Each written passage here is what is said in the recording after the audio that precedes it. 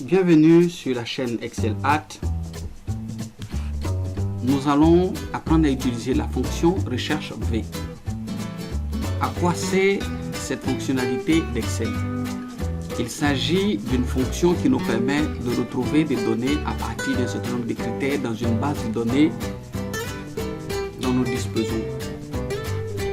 C'est le cas de notre exercice pratique qui fait l'état de la situation d'étudiants selon la faculté dans laquelle ils sont inscrits ainsi que leur statut de boursier.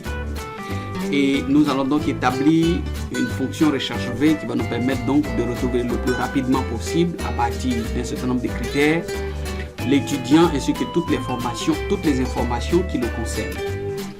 Il faut d'abord comprendre que la fonction recherche V est une fonction relativement complexe qui demande un certain niveau de maîtrise. Et même pour ceux qui y sont habitués, il faut chaque fois faire des exercices, sinon elle peut quelquefois nous jouer des tours. Alors, nous allons partir avec notre exemple. Premièrement, il faut comprendre également que pour utiliser la fonction recherche V, il faut toujours identifier ce que nous appelons une valeur de recherche. Et cette valeur de recherche est un critère qui doit se répéter en fait dans nos deux tableaux. Vous comprendrez donc que en général, avec la fonction recherche V, nous avons toujours affaire à deux tableaux ou deux plages de données, comme c'est le cas dans l'exemple que nous sommes en train d'utiliser ici. Alors, en observant les deux plages de données, nous nous rendons compte que dans le premier tableau, le seul élément pour lequel nous n'avons pas de doublon est la plage de cellules, la plage de données relative à l'identifiant de l'étudiant. Pour le reste, il y a également le prénom. Mais dans notre tableau ici, la valeur de référence que nous choisissons est l'identifiant de l'étudiant. Nous sélectionnons donc la première donnée qui est UPAB01. Donc, à partir de cette valeur de recherche, nous allons retrouver les autres informations relatives à cet étudiant dont l'identifiant est énoncé comme suit. UPAB01. Nous passons au premier critère qui est la faculté. Quelle est donc la faculté de l'étudiant dont l'identifiant a été indiqué dans la première cellule? Nous initions l'opération à partir de la touche égale et nous entrons recherche V. Dans la recherche V, comme vous le voyez dans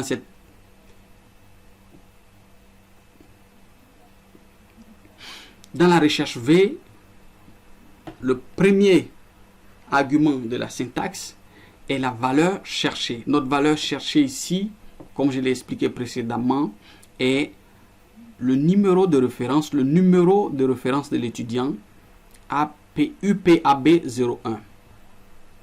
Nous sélectionnons donc la cellule dans laquelle nous avons inscrit ce numéro. Le second argument nous demande dans quelle table de matrice devons-nous rechercher la valeur correspondante. Il s'agit de celle-ci. Point virgule. Quel est le numéro d'index de la colonne dans laquelle se trouve la correspondance que nous voulons établir à partir du critère faculté?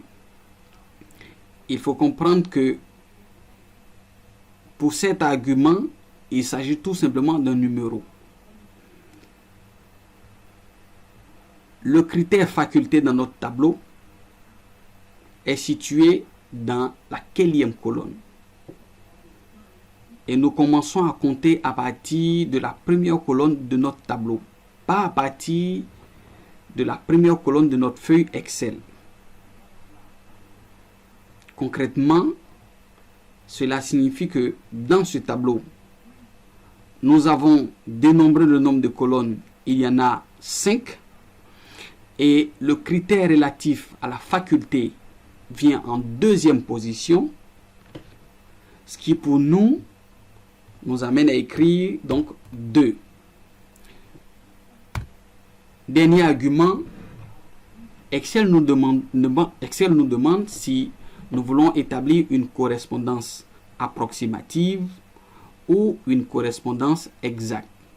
Dans notre cas, nous avons clairement une donnée concernant les facultés qui est précise, soit l'étudiant en sciences économiques, en maths appliquées, en sociologie, ainsi de suite. Alors nous n'allons pas chercher une valeur proche puisque nous connaissons exactement celle que nous voulons. Nous cliquons donc sur l'option correspondance exacte. Ensuite, nous achevons notre syntaxe en cliquant sur Entrée. Nous allons reprendre la même opération pour le troisième critère qui est le prénom. Recherche V. Et à chaque fois, notre valeur recherchée est toujours le numéro de référence qui est l'identifiant de l'étudiant que nous sélectionnons par ailleurs. Point virgule, dans quelle date de matrice nous sommes? Nous sommes dans la même plage de matrice. Voilà. Quel numéro d'index de colonne correspond au critère prénom? Selon les mêmes conditions, nous sommes dans la colonne numéro 3. Nous inscrivons donc 3, virgule. Nous voulons établir une correspondance exacte. Entrée. Le statut, quatrième critère, recherche V. La valeur de recherche ou valeur cherchée. L'identifiant, point virgule. La table des matrices, c'est toujours la même, point virgule. Le numéro d'index concernant le statut est la 5e colonne dans notre tableau. Je me permets de préciser encore une fois que le numéro des colonnes est fonction de la dimension de notre tableau. Nous avons notre tableau qui comporte 5 colonnes et le statut arrive en 5e position en commençant par la première colonne qui est celle relative aux données de référence, c'est-à-dire l'identifiant de l'étudiant. Donc nous entrons 5. Nous voulons toujours une correspondance exacte et vous voyez nous avons le statut de l'étudiant qui est boursier. Alors, quelle est la date de naissance? C'est toujours la même opération. Recherche V. La même valeur cherchée. Ainsi que la même table de matrice.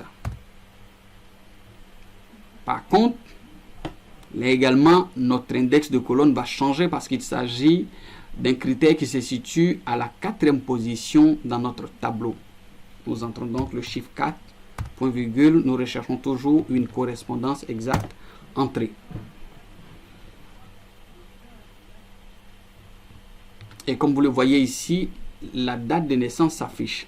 Je voudrais préciser que dans notre cas, pour cette cellule, nous avons effectué une opération qui nous a permis d'adopter un format qui soit identique à celui que nous avons dans notre tableau. Voilà.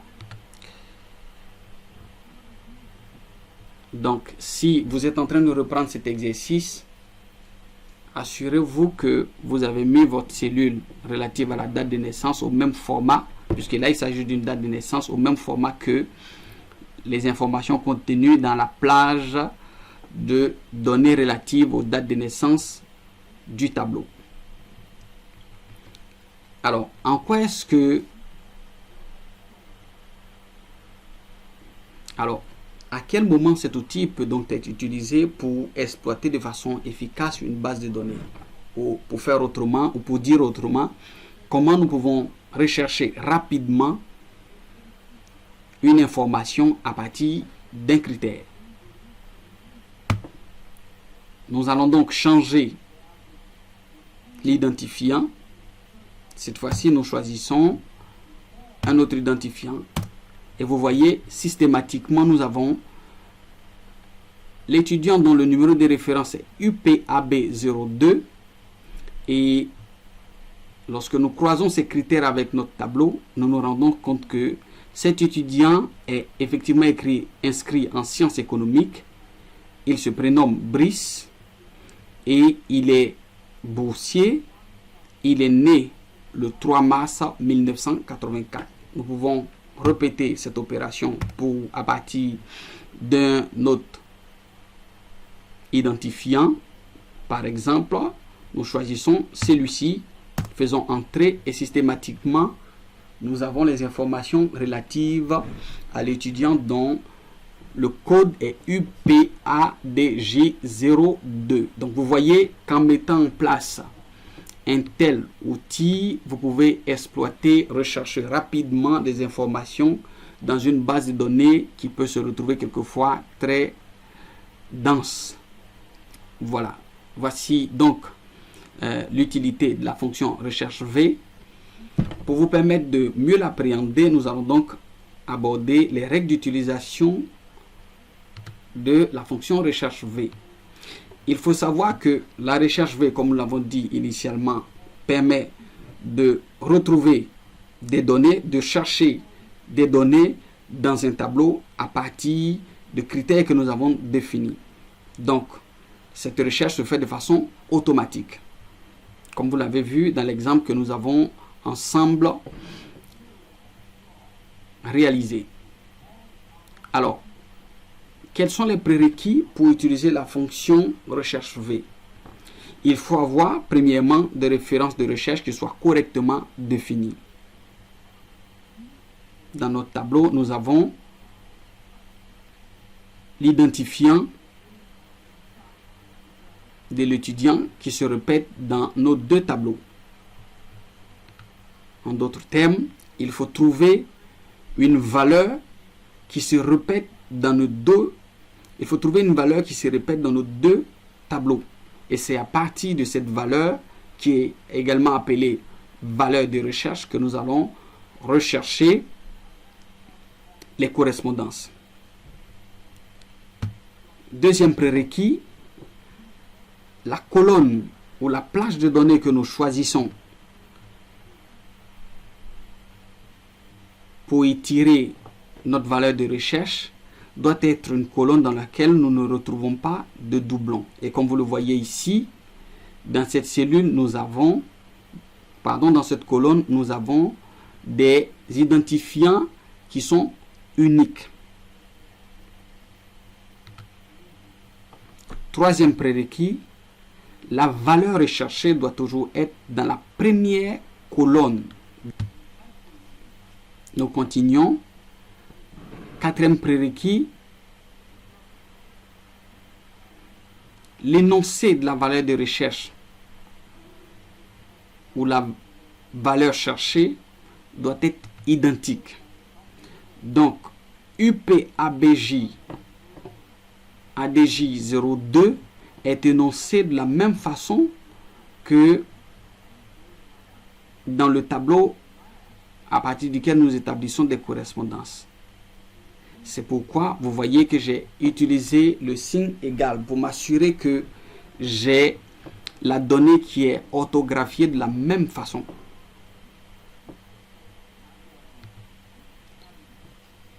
Dernier prérequis, la valeur de recherche doit être identique dans les deux plages de données. Voilà.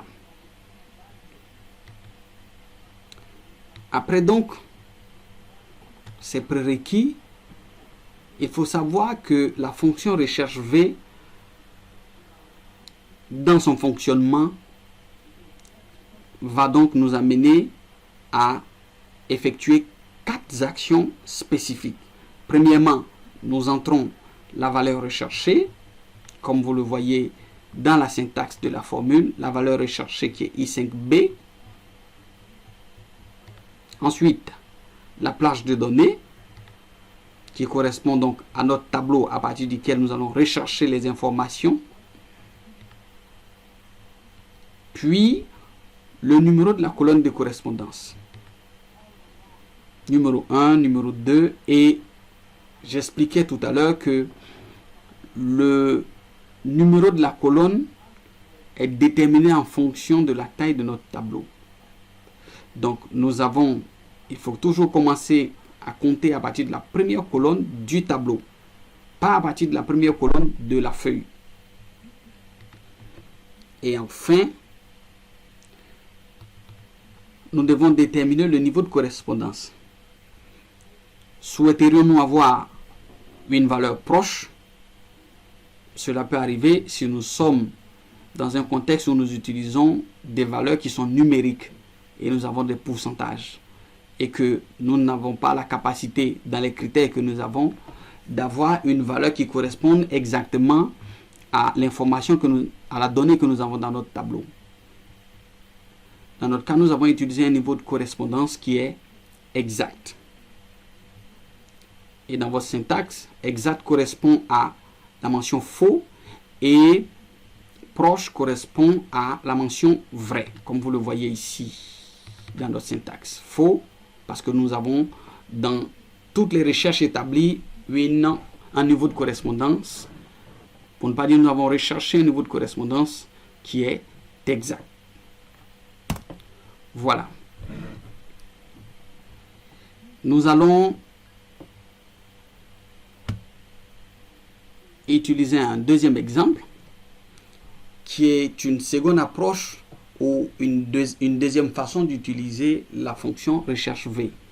Dans le premier exercice, nous nous sommes servis de la fonction recherche V comme une sorte de formulaire qui nous permet de rechercher rapidement des informations concernant un étudiant si nous avons une donnée spécifique qui est son identifiant. C'est pourquoi chaque fois que nous changeons d'identifiant, nous retrouvons systématiquement dans ce mini-formulaire les autres informations caractéristiques de cet étudiant. Dans notre deuxième exemple, nous allons cette fois-ci essayer de remplir automatiquement un tableau à partir des critères que nous avons déjà établis. Donc, nous allons effacer ces données que nous avons obtenues afin de vous permettre de mieux appréhender l'utilisation de cette fonction. Nous avons donc un journal de vente des magasins de matériel bureautique et de papeterie avec comme item les références, le type de marchandises vendues, la quantité, le prix unitaire et le montant. Et juste à côté, nous avons une grille qui nous permet d'avoir le prix appliqué à chaque produit. Un ordinateur coûte donc 350 000. Une clé USB coûte 5 000 francs. Alors, nous allons essayer de remplir ce tableau de façon automatique à partir de la fonction recherche V. Pour ce faire, dans ce second exercice d'application, nous allons effectuer l'opération pour la première ligne. Recherche V. Pardon, notre valeur recherchée est l'ordinateur portable. Nous sélectionnons donc ordinateur portable. En général, toujours dans la plage de cellules que nous voulons compléter. Et 4. Et le tableau concerné est celui-ci. Quel est le numéro de la colonne dans laquelle nous avons les prix unitaires? C'est la colonne 2. Nous voulons établir une correspondance exacte. Faisons entrée. Le montant est égal au prix unitaire multiplié par la quantité, ce qui nous donne 4 200 000. Nous pourrions continuer cette opération en la reprenant chaque fois pour toutes les lignes, mais pour aller plus rapidement, nous procédons de la façon suivante. Dans l'ensemble de l'opération, nous nous rendons compte que nous travaillons chaque fois à partir du même tableau qui est à ma droite. Et nous avons toujours donc la même colonne qui est 2. Ce qui m'amène à figer, donc en faisant F4,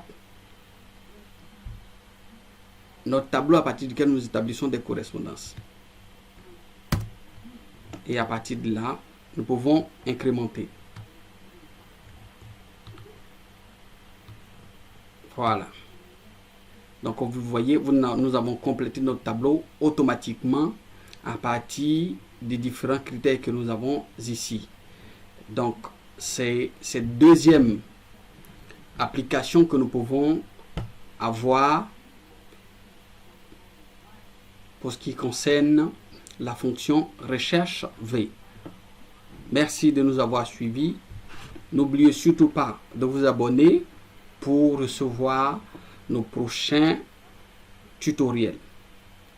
Merci, à bientôt.